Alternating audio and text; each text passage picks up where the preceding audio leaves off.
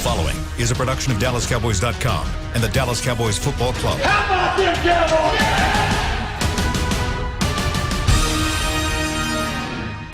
This is Talkin Cowboys. Streaming live from the Dallas Cowboys World Headquarters at the Star in Frisco. Handoff, Elliott plowing to the goal line. Buried, sacked by Moore. Prescott keeps it, and he bangs it in for the touchdown.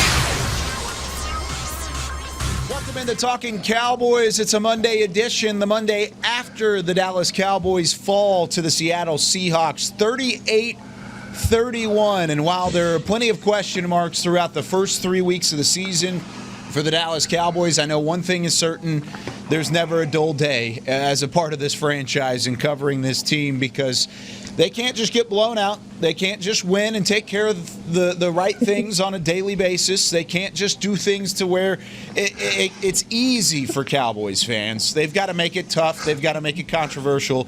And it's for the third straight week to start the 2020 season, a one-score game and a one-score result. We're going to break it down. We're going to talk about it here on Talkin Cowboys. Glad you're with us. I'm Kyle Yeomans alongside Isaiah Stanback, our resident Super Bowl champion and former Dallas Cowboy. Rob Phillips, our Cowboys insider, and the great Heckma Harrison joining you as always. And guys, there are so many things we can unpack right here. Once again, a laundry list worth of issues, worth of problems, however you want to say it, even positive some that emerged out of that Aldon Smith that we could talk about. But other than that, where do we start whenever it comes to the Dallas Cowboys loss last night against the Seattle Seahawks on the road? Rob, really, what did you see in terms of your general thoughts, and how do we start breaking this thing down, man?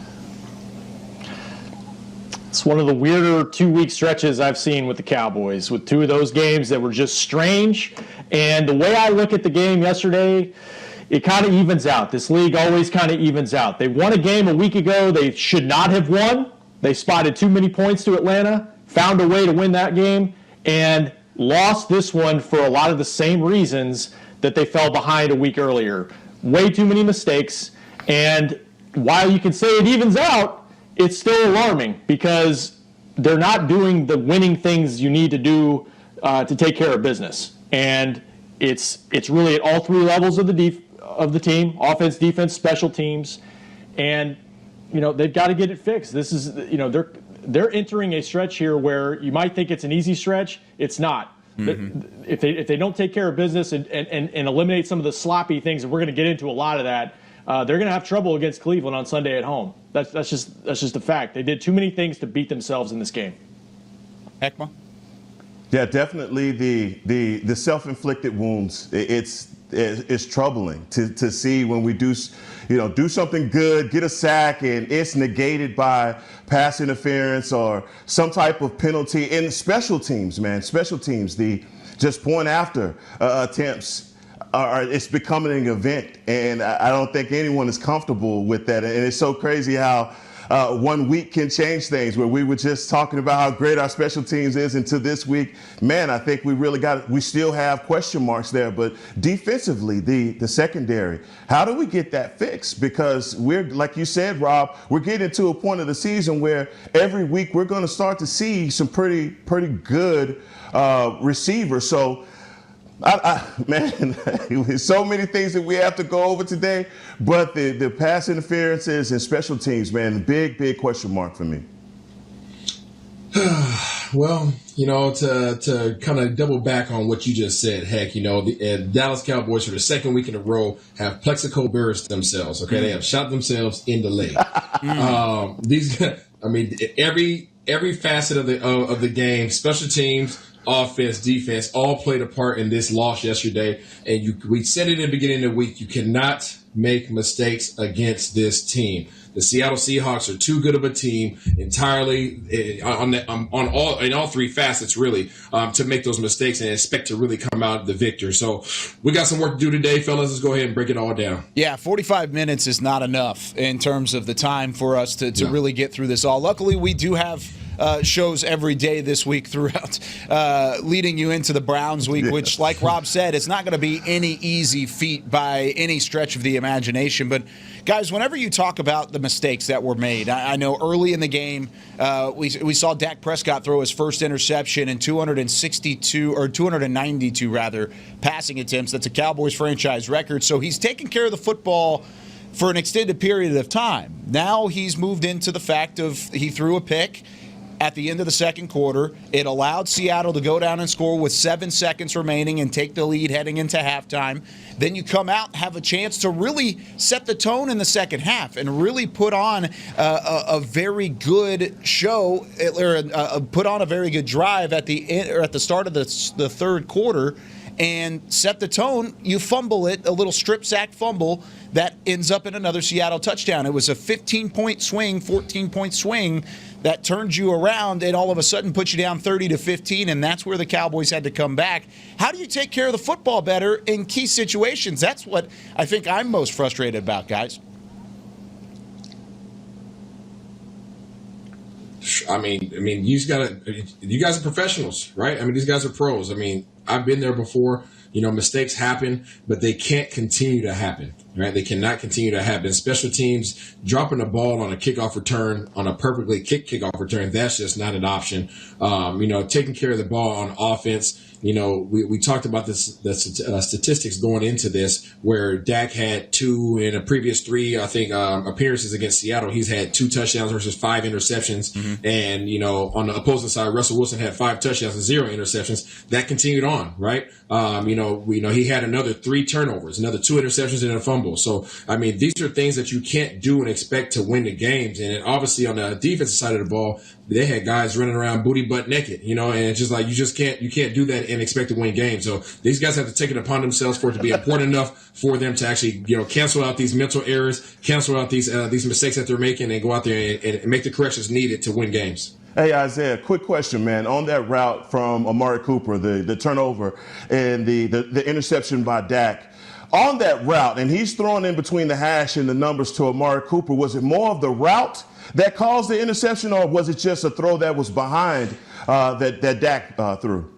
You know what? I have to understand a little bit more about the techniques that are being taught on that side of the ball for them. But from my stance, it looked like it was just a bad ball by Dak. It was just actually I wouldn't want to say it was a bad ball. It was just a heck of a play by Griffin. Good play by Griffin. Just call it how it is. This is a great play by Griffin. I don't think Dak nor Cooper were in the wrong again without knowing how they're being taught to run that route specifically. But I do know that watching that play, Griffin made a heck of a break on the ball and he snagged that thing out the air. He's definitely been on the judge machine. Yeah, he shot underneath it, and he read it perfectly. Yeah. But I thought that Amari Cooper could have given Dak a little bit more of a target on that, the way that he ran the route. Just from the beginning to the end. So either way, the turnovers are what you have to look at that had the pendulum swinging, especially in the second quarter, where it looked like we got the stops that we needed, right? Defensively, I know we're going to kill these guys as far as some of the, sacks, turnovers, things that we're looking for. But defensively, that from the first quarter up until that point, look, aside from the 62-yard bomb to Metcalf that wasn't, right, there were just a lot of things defensively that I felt good about as far as getting Russell Wilson off of his square and getting him out to make those throws. But look, Lee, you said it best, man. The momentum swing at the end of the second quarter and the beginning of the third quarter, I think, was just we put so much against ourselves that it almost looked as though it was going to be insurmountable, but still we gave ourselves an opportunity to win the game. The game had so many ebbs and flows because after those 2 turnovers, Mike McCarthy says, all right, I'm changing up my offensive line. Like, I don't want to typically change out more than 1 spot. Well, I'm going to go ahead and change 3 spots out. And I'm going to put Zach Martin at tackle. And it actually worked. I thought they settled down and protected better until that last drive. Dak, he said he threw a bad ball there. He threw it behind Amari, and he kind of got away with one, I think, on the first drive where he threw into coverage and it could have been picked. I have a hard time. I just have a hard time putting too much of this loss on him. I know beyond just the stats. I think once again, we see what this offense is capable of in the passing game, and Troy Aikman kept talking about it on the broadcast over and over. You give it time, they can get back in this game because the Seahawks so depleted in the secondary, the matchups were there. And I think for part of that reason, we didn't see a lot of Zeke just because that wasn't where the advantage was. and they were able to get some things going there. Like Heckma said, though, defensively, while they settled down in the second half, I think they gave up 144 yards. There's just too many miscommunications back there, and I'm not sure if it's there's too much on everybody's plate, like we talked about at the end of the week. I don't know if it's that, but there's got to be something to it, because whenever there's miscommunications, like Lockett running free, like the other touchdown where he goes across the field and Diggs just kind of lets him go, they've got to get that cleaned up, and they did a better job of it because you saw some coverage pressure against Wilson in the second half, but it wasn't consistent enough. And that's kind of been the story of this season. They haven't been consistent enough in any area where you feel good about, okay, they've got this shored up. Yeah, Rob, you're being so gracious, man, and I appreciate that. Rob, in the secondary, like I said, these guys are running butt naked free, and whose man is that, right? How do you lose? It's booty butt naked. Booty butt naked. Let's make sure you get that right. Whose man is that? Now, yeah, right. Kind of going off of what Rob said, in the way that he was talking about really how the turnovers affected the game, and the defense just had those miscommunications, and it really seemed like it got better as the game went along, but especially in that first quarter, second quarter, you could tell Seattle, like Atlanta did, saw something on film, and it turned from week 2, the word of the day was resiliency. Now it's consistency. You can't keep that the consistency from the Cowboys' perspective has to start in the first quarter. You can't wait till the third quarter to get started again. It's the third straight slow start you've had. You had it against L.A., you had it against Atlanta, you had it now against Seattle. You can't wait until halftime to finally figure out your offense and figure out your defense to the point where you're able to put points on your opponent. And heck, I don't know where to start whenever it comes to getting off to a better start, but really they haven't been able to do it yet. But it's got to go back to the secondary, though, for me. That's where they had the biggest problems. If DK Metcalf doesn't pull a Don Beebe in the Super Bowl, it's 6 touchdown passes for Russell Wilson. I mean, I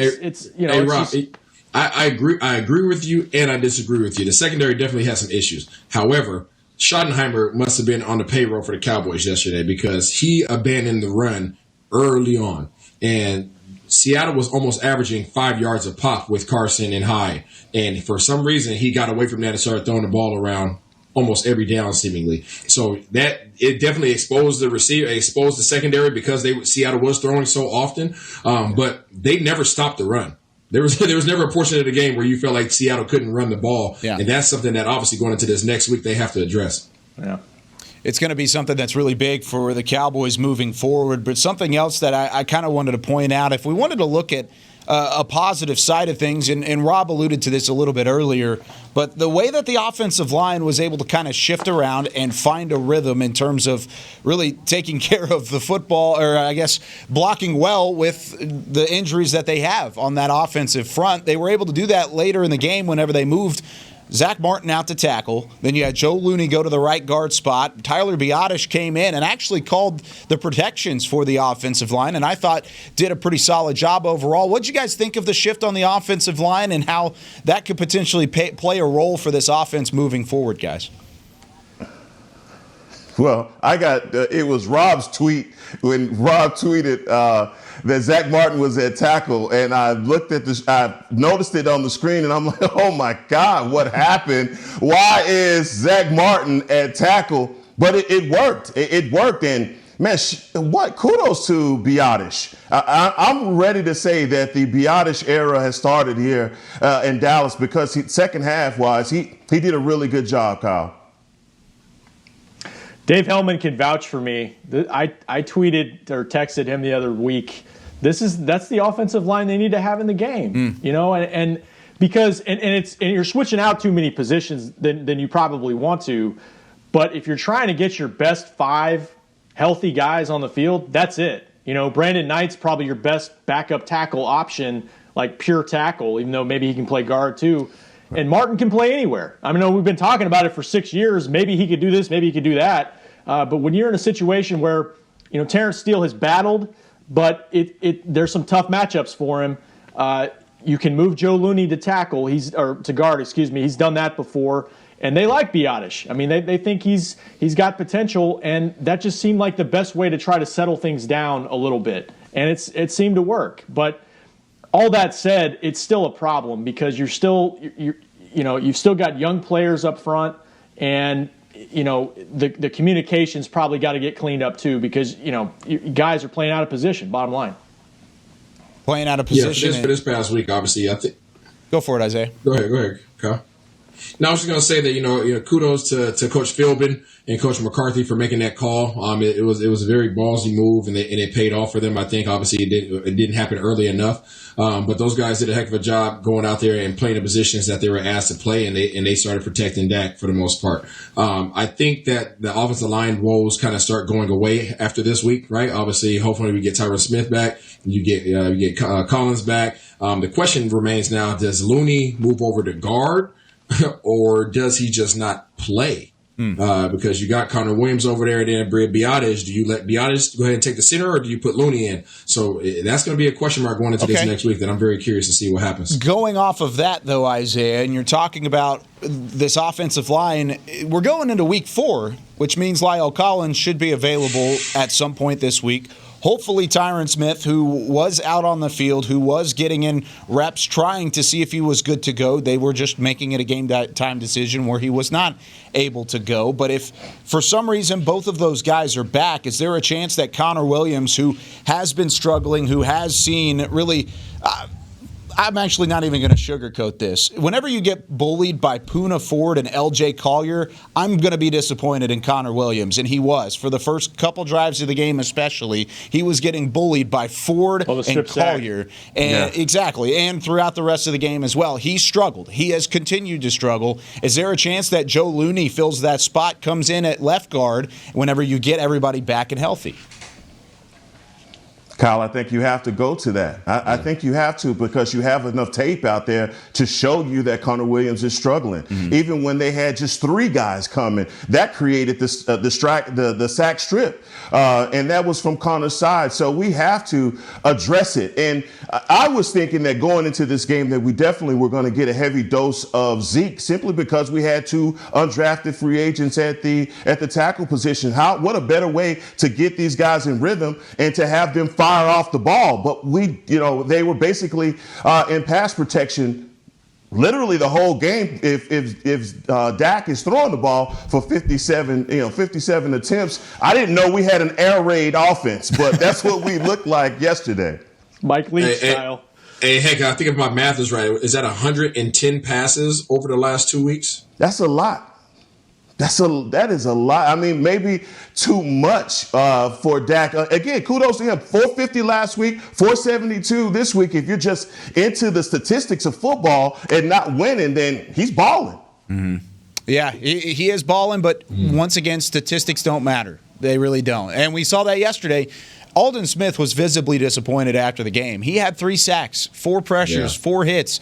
He was all over the place, he was visibly frustrated with the fact that there wasn't a W in the win column yesterday. So I think really overall, stats, of course, don't matter. They're great because you can evaluate guys that way, but you need to win. And yesterday was one of those games where you just didn't make the right plays in key moments, and Seattle did. That's the difference in the game, and that's the difference between a great football team and an average football team. And right now, that's what the Cowboys look like. When we come back here on Talkin Cowboys, we've got some business to take care of in terms of a bet that I made with Isaiah on Friday. Now, we also are going to look at the secondary and break down what exactly happened between the safeties and the corners on that miscommunication. We've got a couple things to take care of when we come back on Talkin Cowboys.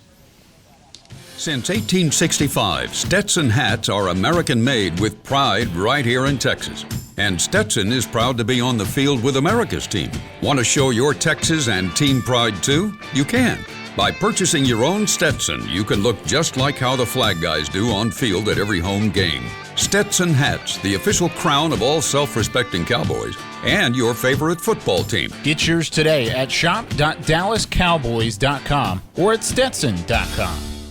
Want to use what the pros use? How about the official men's skincare brand of the Dallas Cowboys? Jack Black. Right now, you can get the Jack Black Starter, a curated collection of Cowboys locker room favorites for just $10 with free shipping. The starter includes 4 Jack Black skincare favorites, plus a full-sized intense therapy lip balm. Go to getjackblack.com/Cowboys and use the code word TEAMJB. That's getjackblack.com/Cowboys. The Jack Black Starter, $10, free shipping. Essilor is a proud sponsor of the Dallas Cowboys, helping fans see more and do more with our best vision solutions. Our lens technologies reveal a world more beautiful than you can imagine. For a limited time, get the Essilor Next Gen offer. When you buy the latest generation of Transitions lenses with select Essilor lenses, you can choose a second pair of clear lenses for free with qualifying frame purchases. Restrictions apply. Find a participating eye care professional by visiting EssilorUSA.com. Essilor. See more, do more. We're back with a tasty treat that's sweeping airwaves and taste buds. It's new Dr. Pepper and Cream Soda. Let's take a listen. Dr. Pepper and Cream Soda's here. A new combo that's music to my ears, okay? Let's play. Cream Soda and Dr. Pepper time. Pour it in a glass of ice. Ah, music to my ears and mouth. New Dr. Pepper and Cream Soda. A delicious duet. Back to Talkin' Cowboys. The Dallas Cowboys take on the Cleveland Browns this week. Get your tickets now to see the Cowboys try and get back to 500 when they return to AT&T Stadium on Sunday, October 4th. A limited number of tickets are on sale now. Get yours today at dallascowboys.com/tickets. It was a fun atmosphere the last time the Cowboys had a wild comeback against the Atlanta Falcons, and they needed to come back yesterday. Didn't get it. 38-31 the final score up at CenturyLink Field. Glad you're with us here on Talkin' Cowboys as we break things down. But before we get into the secondary, like I said, I have some business to attend to, and I feel, I'm actually excited for those who are listening to this podcast instead of watching it, because this legitimately makes my blood boil having to do this. But I made a bet with Isaiah last week that Ezekiel Elliott... Wait. What was that? This is easier than running to the star and back. This is easier I would rather than run to the star and back. I would rather run to the star and back, which is, by the way, the other bet that I've made. I need to stop opening my mouth on bets on air or on Twitter because I keep losing them. Now, the last time I ended up getting CeeDee Lamb for the Cowboys, I won't say it's me, but it helped, I guess. And a lot of people enjoyed that. But I made a bet that Ezekiel Elliott would have 100 rushing yards or 150 all-purpose yards in this game, and obviously he did not. 34 yards on the ground, 24 yards through the air, and if I were to win that bet, Isaiah would have to wear a shirt of my choice, which I revealed to him yesterday as a Washington State Cougars T-shirt because he went to the University of Washington. Oh, no, that's a low blow. It was a low blow, but it ended up working out for him because if I lost the bet, which is what happens, I would have to wear this jersey, which is an Isaiah Stanback not replica. This is a game-worn jersey from his time with the Seattle Seahawks. And I will wear this for the remainder of the segment because Ezekiel Elliott did let me down. But while we're on that topic in terms of Ezekiel Elliott letting us down, I kind of want to go into the fact of what happened to him in the passing game, Isaiah, because really we talked about it a minute ago. He wasn't able to get going on the ground, but whenever he was through the air, or they tried to get him involved through the air, he had 6 receptions on 12 targets and a couple drops in there as well. Yeah, and I appreciate you being a man of your word. After today, I'll swap you out for this one. Okay, I'll bring you the Stand-Back Cowboys jersey. There you go. I'll bring that one for you. That one's a lot prettier. I'll wear that one all day. I got you covered. Don't worry about it. No, I mean, first of all, Zeke should not be getting 12 attempts. 12 passes should not be coming Zeke's way. Let's just start with that. Right. I think the only reason why you ended up in that situation is because Tony Pollard, you lost trust in him, right? Coming from last week and then coming into this week where he dropped the kickoff return. That's your third down back. That's the guy that you want receiving the ball and catching these screens and things of that nature, these swing routes and one-on-ones with linebackers. So Zeke ended up being in that situation that he didn't want to be in. And we saw that obviously he didn't do enough this offseason. His offense was not set up properly against this particular defense to be successful with that type of approach. You saw towards the end of the game, you saw the other Griffin brother running around, covered sideline to sideline. He was running around like a man with his hair on fire. You had KJ Wright running all over the place, and it just wasn't a good week to try to throw the ball to Zeke. Ooh, that thing tight. This on thing you, is Kyle. so tight. Oh my gosh, I can barely breathe in this thing. Isaiah, you're a big guy. You can't say nothing with your chest in that. This thing is like suffocating. Oh my gosh. Hey Kyle, I'm here to pump you up. I feel like I need to work out a little bit more in this thing. This thing is tight. Golly. Hans and Franz in the house. I'll show off the stand back on the back too. It's about the name on the back of the jersey, way more than the name on the front. Isaiah, to just go into what you said about Zeke, it's always been my opinion of Zeke that he is great at catching, out of the backfield. He's done a really good job over his 4-year career to this point. It was just yesterday he looked out of sorts for some reason. I hadn't seen him look that bad. And a lot of times with the 12 targets, there were balls that may have been thrown behind him. He still has to make that catch and get up the field. But if you go back and look at it, Isaiah, there were times that he had some daylight. It may have been a bad pass or he just didn't track it well enough. But I don't think that to go forward, we are going to start looking at Zeke's weakness as being catching passes out of the backfield when that's been one of his strong suits out over the years. And I agree with you. I don't think that that's a weakness of his, but it's not what you want him doing, right? There should be no game in Cowboys history or Cowboys future where he almost has as many pass reception attempts as he does rushing attempts. That should not even be in the same conversation, right? He had 12 attempt passes versus 14 rushes. Am I correct? Yep. So that's something that should not happen. But when Zeke is successful catching the ball, it's because he's been successful running the ball. So they never got that going. So you can't just all of a sudden abandon the run and go straight to passing him. Yeah, I wonder if it's some of that where he wasn't in a rhythm period in the game. And that because he had, 2 or 3 drops? And I mentioned the screens, and the screens just weren't, I don't think they were dialed up at the right time anyway. But all we heard this offseason was, I felt like he was going to have 100 catches instead of 300 carries in this season because all we heard was he's running receiver routes in the offseason. I agree with you guys. I think he's still a threat there. I just think they went where they thought the matchups were. They thought they could win on the outside, and they just kept doing it. And as you guys said, by the time they got to the second half, those 2 turnovers, now you're behind. Now you have to throw. And that's how you get 60 pass attempts. Absolutely. And it's way too much. If you feel like you can win and you want to go pass heavy, okay, if it's in the 40s, fine, against a depleted Seattle secondary. But 57, that's a bad recipe because you're also putting so much strain on your offensive line in pass pro over and over and over again. And ultimately it didn't work out at the end. You give up a sack and then you got to heave it to the end zone. And another part to that most people probably aren't thinking about is the time management side of the game. I think it was poorly managed by both offensive coordinators. Schottenheimer, he did a terrible job really containing it and really making sure that they ran the ball and controlled the clock so that Dallas didn't have those opportunities. And then on the flip side, Dallas threw the ball so much that as they started creeping back up in the game, right, towards the end, you talk about that last series, why are we throwing the ball towards the sideline? Why are these guys getting swing routes? Why are they getting flats towards the sideline where they have to run out of bounds? You want to give that situation, you're either going to be up by 1 or up by 5. Either way, you want to give Russell Wilson the least amount of time as possible. So mix in some doggone runs, dude. Keep it in the middle of the field. Those guys are going to be protecting that. So, there's a lot there, a lot of meat on the bone where we have to get better.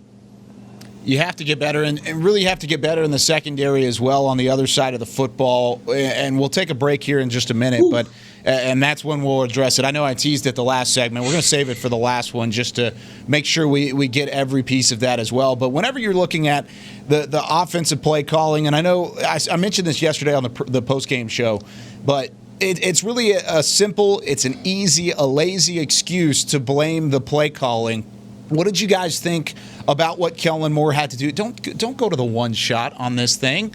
Don't you go to that one shot, Chris. I don't need to be taking up the full screen. Whenever take it. Talking about the Kellen Moore play calling and the offensive play calling, trying to get Zeke involved, but ultimately it was the 57 pass attempts. Where did things go wrong on Kellen Moore's side, and what he could improve going into the Browns week, Heckma? I mean, when you throw the ball 57 times, anyone that you don't even have to be a football person to say that's way too many throws. Yeah. And just looking at the numbers, and you didn't win the game.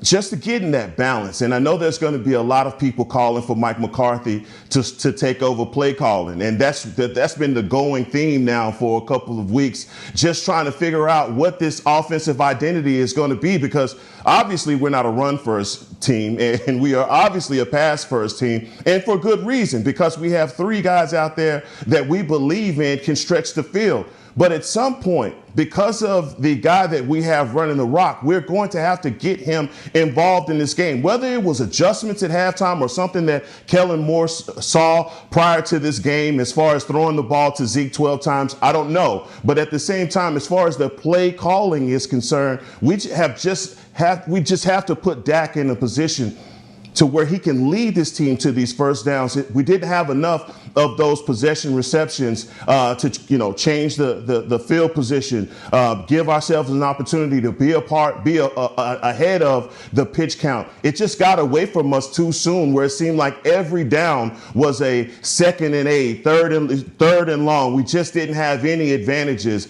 as it related to down and distance. And we talked about that in the beginning of the week, right, Heck? Yep. And we talked about the fact that, that Moore was going to have to try to stay away from the candy, right? You guys remember I talked about the dangling candy, right? Yeah. In the lineups, right? How you had these guys that are going to be one-on-one matchups, and they should have a field day against the Seattle secondary, and they did. Right, they did. They ate up Trey Flowers. They ate up Griffin. They did a heck of a job. You had Wilson show up. Noah Brown showed up once again. So you had 5 dudes out there really that were balling instead of just the 3. And even Schultz got off a little bit on KJ Wright too. Right. So you had that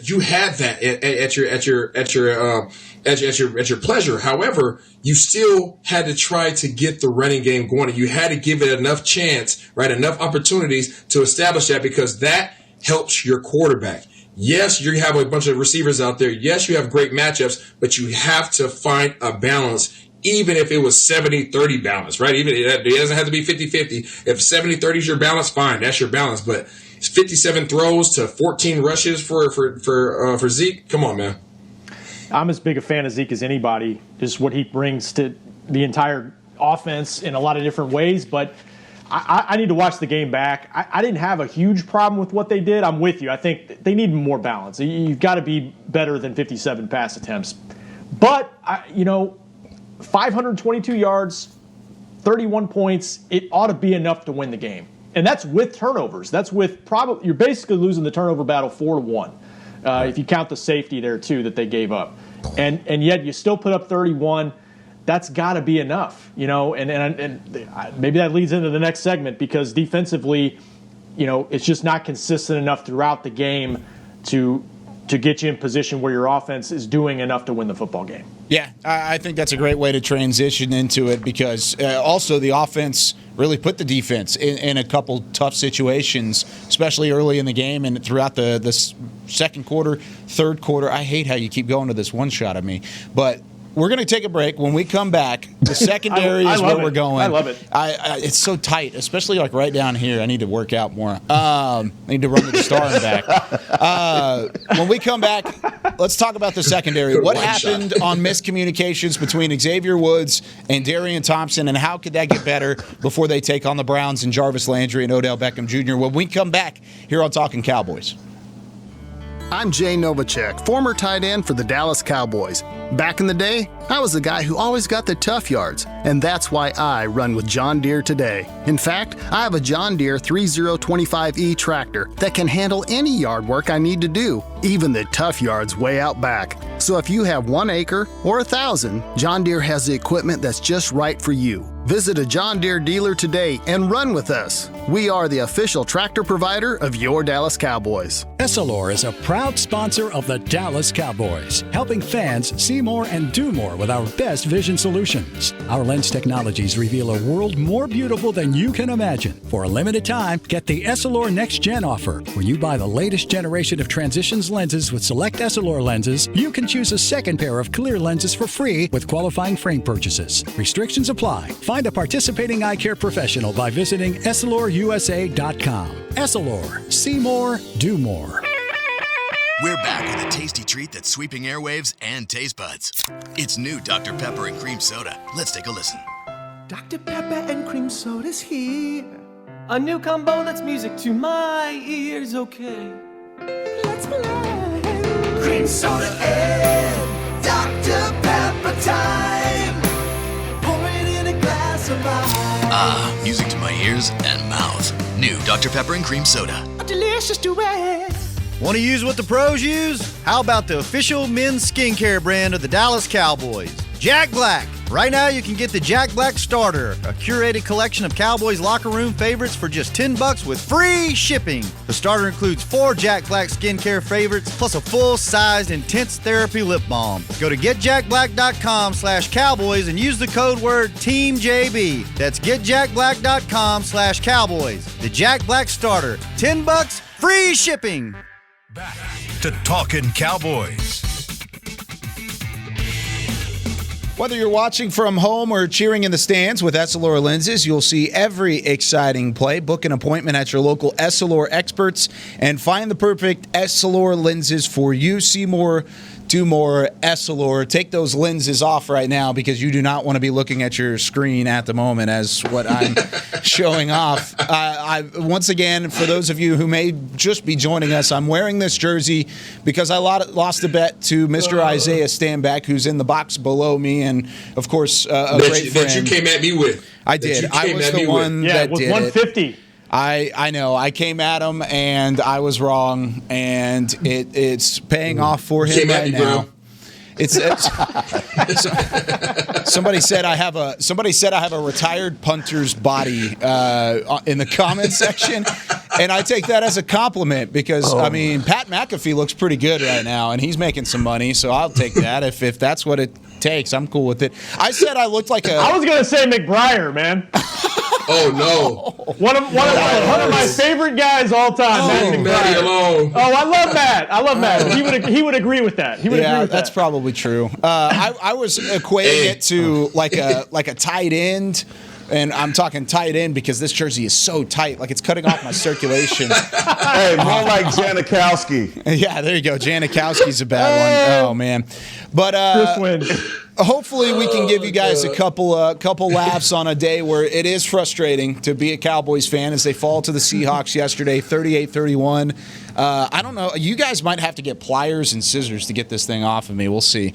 But whenever we looked at yesterday's game, the first thing that stuck out was the secondary. And Isaiah broke it down yesterday really well on the post-game show. But I wanted you to do it again here, Isaiah. What exactly happened on that first Tyler Lockett touchdown where he was wide open? What was the term you guys used earlier? What was that? Booty butt naked. There you go. He was that in the end zone, wide open because of a miscommunication. Yeah. But what exactly happened on that play? And it really happened throughout the game. Yeah, so in that particular play, actually even prior to that, right, even last game against the Falcons, Dallas exposed themselves that they are susceptible. They're susceptible to over routes, deep post routes, any routes that are crossing the safety's face. They are struggling with that.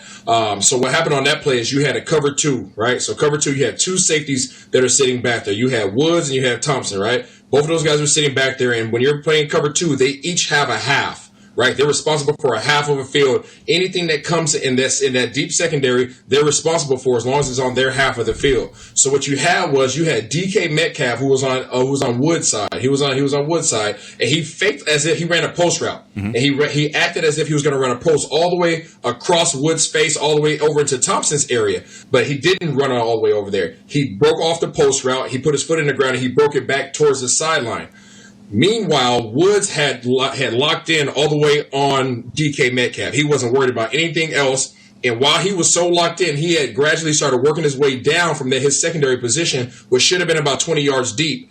And then on the other end, you had Lockett, who was running a true over route and ended up crossing Thompson's face and getting behind Woods as he came into Woods' half of the field, in which he should have been passed off. When guys are crossing across, you're supposed to pass it off. Hey, Heckman, his guy's coming into your zone. Hey, Rob, he's coming into your zone. And they did not make that communication. Woods got his eyes caught on DK Metcalf, and Lockett crept behind him. And Thompson was expecting Woods to pick up that crosser. Yeah, they bid on a lot of routes yesterday, and the ball was just thrown right over their head. And so you saw that. It was easy work for Russell on that pass, because as soon as he saw 25 bite up, I mean, it was a race to the pylon, not a race to the pylon, to the goalpost for Lockett, and he made it look easy. And there were a lot of throws like that looked easy. You talk about communication and passing off. Just on that last the last touchdown for DK, where Thompson had him, and he knew he had deep responsibility, and he comes right across his face to that corner route and burns him for a touchdown. It's just little things like that we're doing in the secondary that I don't know if going into the season we thought that these guys were going to make those plays. And golly, guys like Jordan Lewis that had a really rough day yesterday. It's just, I mean, if you want to pass the blame hat around, there's a lot of people that you could put that hat on, but those are just communication errors. Those are just especially when you see guys running booty butt naked. And to add on to that, right, the thing that's more worrisome to me than just the communication errors, because you can fix communication. Yeah. Right? You can fix communication. You can watch film. You can do walkthroughs. You can do all those things. The coaches will make those corrections. The thing that's worrisome to me is the route that DK Metcalf ran in order to grab Cheeto's attention, not Cheeto, but Woods' attention, was the fact that was not in the route tree. That's something that you draw up specifically because it's something that you saw on film, and you know he has a tendency to bite on things. They drew that play up just for that. So it worked perfectly. And if they find any other weaknesses going into this next week, they better shore those things up, because that means that these guys can target them and get exactly what they want based upon the coverage. You know, even in the Metcalf, what should have been a touchdown, and Diggs punched it out, that was some kind of miscommunication too, because I don't think Diggs, he wasn't playing like he was in man coverage, and it looked like Xavier should have been deeper or helping or something. And Isaiah, is that like, it's not a product of the defense being not simplified enough, right? That's just basic secondary coverage. That's just being disciplined. Seattle saw that Woods likes to have his eyes in the backfield. That's just pure facts. Mm-hmm. And you could do enough to kind of draw him down in there. That's why they ran a little stutter go on the outside, and they ran right by Diggs, obviously, right? And Woods was nowhere near to help because his eyes were in the backfield. I mean, they were in the right defense on that play, and actually it happened into the third quarter. They ran the same go route basically, and the communication was cleaned up, and they stopped it. But it only takes a couple plays like that to lose a football game. I mean, it just and it happened. The crossing route you guys talked about, also the 2-point conversion. Guys just running free, and it's just a communication issue on top. Lockett did the same. It was the same route to Lockett as well. I mean, Hollister, the tight end Hollister, he burnt us twice on play action. So I don't know. It's in the red zone. They make it look so simple, and crossing route. Right, even to lock it in the red zone. So man, they were just having it their way yesterday. It's tendencies, guys, right? So like we all have tendencies. Even speaking on here, there's things that we do naturally that we have to identify, and we have to try hard to work ourselves out of. Absolutely. Whether it's saying or whatever it may be, right? There's things that we have to acknowledge, and in football, it's no different. You might have a tendency to creep up, right, out of your depth, right? You might have a tendency to go back on a kickoff return. There's things that your body naturally does, but you have to be able to identify them and make the corrections, because the other teams are professionals and they are paid to watch enough film to find your tendencies. And when they find them, they are going to test you and expose them. My tendency is to make stupid bets and get those things on air. We're exposing you too. Yeah, and I'm being exposed for it pretty much. I mean, we can expose it a little bit more. But, I mean, whenever you look at some of the tendencies and some of the miscommunications, this is the final question before we get out of here. I know we're already running long, Chris, but really, whenever it comes to Mike Nolan's defense, a lot of the blame can go his direction on the fact there is that miscommunication. Rob, I think even you mentioned it in the first segment. Is it because there's too much on these guys' plates? Is it because there's too much to learn in such a short offseason, the fact that you didn't have those OTAs, you didn't have the full training camp, you didn't have the full preseason? Is that catching up to the Cowboys now and the fact that there's just confusion in the backfield? I don't know if it's a product of a scheme that's just way too complicated, though. I don't see that when I watch it. And I mean, a lot of what you're talking about with disguising things pre-snap is with your front seven. Yeah. And I thought the front seven was pretty solid overall in this game. I mean, there's some things you definitely can nitpick, but Russell Wilson looked out of sorts at times. Yeah. And was missing open receivers, and I think it was a product of not only not being comfortable where in the pocket, but also a lot of times they weren't giving him ways to scramble. They were being disciplined in their rushes. Yep. That part of it, I think that part of it you definitely can build on. I know that's a talking point, but I don't see a scheme that's just overly complicated right now. I don't know about you guys. No, these guys are facing some dudes at receiver, and they're facing some really good offensive coordinators that are exposing their weaknesses. That's simply put. There's no excuses that are made. The schemes that these guys are running, you got to ask Kyle. I sat there and watched it out, call out coverages before the balls even snap. Yep. These are basic coverages that guys are running in high school. The only problem is these guys are not used to playing with each other, and they're not communicating well, and they're using that as a scapegoat to say, oh, no, we have to pull back on stuff. The heck with that. Figure it out. I love that. This week we have a guy by the name of Odell Beckham coming to town, and we can't lose track of him. Or Landry. Let's just start with that. And a pretty good running game, too. Yeah, pretty good. I mean, you talk about Nick Chubb and Kareem Hunt. They went off yesterday. Yeah, really good running game. And somehow Baker Mayfield's starting to figure it out. The Browns are above 500 for the first time since 2014, and that's who the Cowboys got this week. It'll be a ton of fun. We're going to break down that game starting on Wednesday. Still a lot to get to when it comes to this 38-31 loss for the Cowboys on Sunday against Seattle. Bring your questions tomorrow, fans on the 50. Don't hold back. Bring them on Twitter. Bring them on Periscope. I don't care. Send me a carrier pigeon with your question. I don't care. I just need the fan questions. That way we can break it down, answer those for you, and figure out what exactly the Cowboys need to do to get back to 500 this week against Cleveland and then start making a run for the playoffs. But if there is any silver lining, they're still tied for first place in the NFC East. Thank you, Washington. Thank you, Philadelphia. Thank you, New York, because right now the NFC East is just looking pretty least at the moment, and thank goodness for that. But saying there's a chance. There is definitely a chance. There's definitely a chance. Get in the tournament. The old Lloyd Christmas. Anything can happen. Anything can happen. But that's going to do it here for Talkin Cowboys here on this Monday. For Heckma Harrison, for Rob Phillips, for Isaiah Stanback, I'm Kyle Yeoman saying so long from the Star in Frisco. We'll see you tomorrow. This has been a production of DallasCowboys.com and the Dallas Cowboys Football Club. How about this, Cowboys? Yeah!